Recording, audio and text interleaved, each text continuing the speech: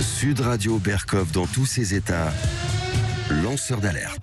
Et effectivement, qui avait subi quelques sévices un peu douloureux, mais ajouté Georges Brassens, c'était la même chose que la personne avec qui il avait coupé le cou de façon tout à fait officielle la veille. Pierre-Marie Sèvres, bonjour. Bonjour André Berkov. Vous êtes délégué général de l'Institut pour la justice et effectivement, vous avez publié un documentaire tout à fait étonnant d'Albert Joubert de Souche, coupable d'avoir été victime. Et c'est vraiment ça. On le dénonce, on le dit, et à chaque fois on a l'impression que ça ne bouge pas. Et là, Augustin Moriot a fait un dossier, a rappelé un peu partout ces victimes de viol, ces victimes enfin, on connaît Guy Georges, Philippe Monguillot, Lauriane Berken, etc., etc. On pourrait vraiment, ces gens qui sont passés à tabac, qui sont violés, qui sont tués, qui sont tabassés, qui sont poignardés, et les peines ne sont jamais à la hauteur, c'est-à-dire à la hauteur du crime, et surtout, à la fin, ce sont des victimes qui sont morts, estropiés, toute leur vie. Leur vie est fichue, leur famille, leur vie est complètement, effectivement, désorientée, terminée. Et puis, les bourreaux, eh bien, oui, ils font quelques mois de prison, quelquefois pas, et puis après ils sortent, et puis voilà. J'y pense, et puis j'oublie, c'est la vie, comme disait Dutronc, mais on n'a pas du tout envie de rire de cela. Alors, comment ça se fait que c'est encore comme ça ? Alors comment ça se fait que c'est encore comme ça ? En fait, alors ce documentaire, on a voulu s'intéresser aux victimes, vous l'avez dit. Donc notre réalisateur, Ahmed Joubert des Souches, a filmé toutes les victimes qui font partie du collectif de victimes de l'Institut pour la justice. Et donc ces personnes-là ont vécu premièrement un traumatisme très grave. Elles ont été, vous l'avez dit, violées, agressées, tuées pour beaucoup, puisqu'on a les familles. Par exemple, Joël et Corinne Sancier, leur fils a été tué, Jérémy Sancier. Et donc elles ont eu un premier traumatisme qui brise une vie, quand on a été violé, quand on a été tué, quand on a perdu un enfant, notre vie est brisée. Mais malheureusement, ce à quoi elles se sont heurtées dans un second temps est peut-être encore plus, alors pas plus grave et plus fort, mais encore plus pervers, j'ai envie de dire. Douloureux et pervers. Oui. Encore plus douloureux, Oui. puisque après avoir vécu déjà un traumatisme terrible, il y en a un deuxième, et ce deuxième, c'est le traitement par la justice de leur situation. En fait, nous pensons à l'Institut pour la justice que la justice est gravement malade. Elle a un grave problème. Je pourrais vous l'expliquer en long, en large, en travers, en des heures. Je pourrais parler des heures sur ce sujet, mais ça fait des dizaines d'années, des décennies que la justice ne fonctionne pas. Et en bout de ligne, ceux qui payent les pots cassés, ceux qui récupèrent tous les problèmes récoltés tout au long de la chaîne pénale, ce sont les victimes. Oui. Donc ce documentaire, c'était faire un petit peu un récapitulatif de ces problèmes. On peut le voir, je rappelle, sur votre site. Absolument, on peut le voir sur notre site, on peut le voir sur notre chaîne YouTube. Rappelez votre site, enfin le titre de votre site. Alors, institutpourlajustice.org, c'est notre site. Et sur notre chaîne YouTube, Institut pour la justice, sur YouTube, vous le verrez. Le documentaire s'appelle Coupable d'avoir été victime. Absolument.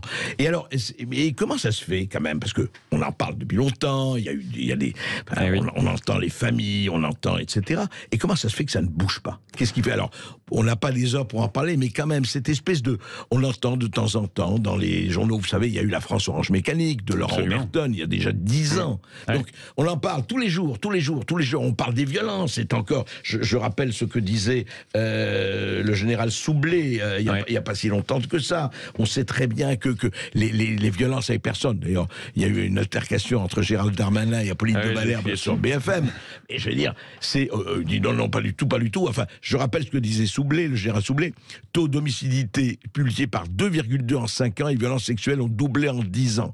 Depuis l'année 2000, 2,5 fois de plus de coups et blessures. Donc ça augmente de façon presque exponentielle. Absolument. Et puis rien ne bouge. Alors en fait, je dirais qu'il y a deux temps. Il y a premièrement le temps comme en politique, toujours, il y a deux temps. Il y a le temps de l'opinion, le temps intellectuel, où il faut que les idées produites par des penseurs, etc. Nous, par exemple, à l'Institut pour la justice, on a un collège d'experts, on a des criminologues divers et variés, des magistrats divers et variés, des psychiatres, des avocats. Donc eux vont produire le travail intellectuel. Il faut qu'il ait le temps d'infuser dans la population et dans la pensée. Nous sommes en démocratie, donc in fine, c'est la population qui fait passer les idées. Et donc ça, c'est le premier temps, le temps intellectuel, si je puis dire. Oui. Et puis il y a ensuite le temps politique. Malheureusement, moi je dirais que, comme vous l'avez rappelé, la France Orange Mécanique, ça fait pratiquement 10 ans, ça fait 10 ans, je crois que c'est sorti.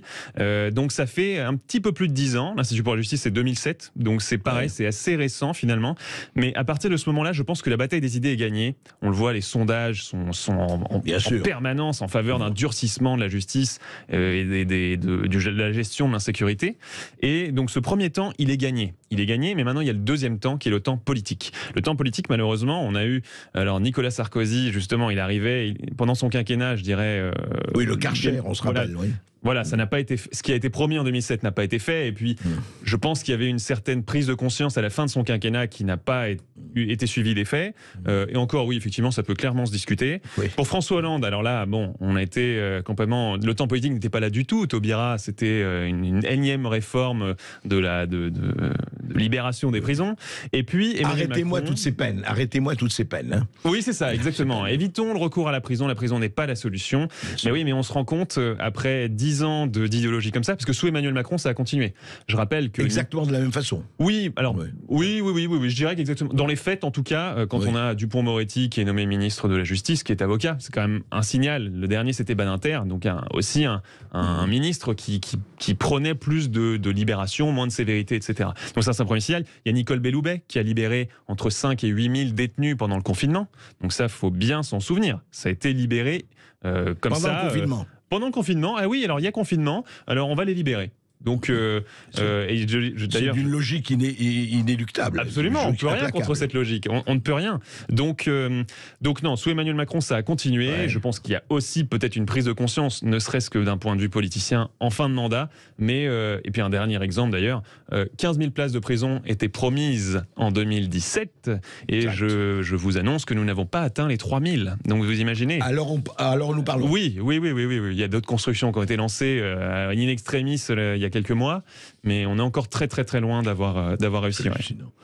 Hallucinant. Et en fait, c'est quoi? En fait, in fine, Pierre-Marie, le travail que vous faites très très bien. Et il faut évidemment, vous allez continuer et il faut le suivre. Ouais. Mais in fine, c'est une question de volonté politique. Absolument.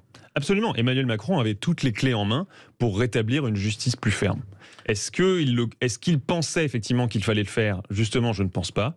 Emmanuel Macron vient du centre-gauche, donc c'est un endroit où un lieu politique où toutes ces idées-là ne sont pas présentes. C'est dommage, puisque l'immense majorité des Français, au moins 60-70%, je ne sais plus combien, 80% des Français veulent des peines plus sévères. Donc et laxisme des juges, vous dites ou pas? Alors oui, laxisme des juges...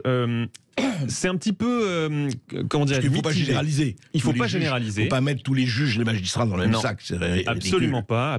Il y a beaucoup de magistrats. L'immense majorité des magistrats fait son travail et c'est un travail très dur où ils travaillent beaucoup. Absolument. Et donc on ne leur jette pas la pierre. Mais en revanche, il y a quand même une partie des magistrats révélée par exemple par l'affaire du mur des cons. Donc c'était le syndicat de la magistrature, syndicat d'extrême gauche qui se revendique comme tel, qui dit qu'il faut. Alors, il y a une harangue connue du syndicat de la magistrature où il disait préférez toujours ce que dit l'accusé aux policiers. Oui, mais qu'est-ce que vous faites quand vous avez un biais qui est commencé? Donc, mur des cons, le syndicat de la magistrature se dévoile et il nous dit qu'effectivement, il y a environ 20% des magistrats qui sont idéologues et qui agissent en adéquation avec cette idéologie et donc pas en adéquation avec la justice. Eh bien, écoutez, nous allons suivre toujours ça. Vous reviendrez, puis on va faire parler aussi les victimes. Merci. Avec plaisir. Merci, André. Votre documentaire dure 1h20. Il est disponible gratuitement sur YouTube et il a été réalisé, je le rappelle, par Albert Joubert-Desouches. Armel, pardon.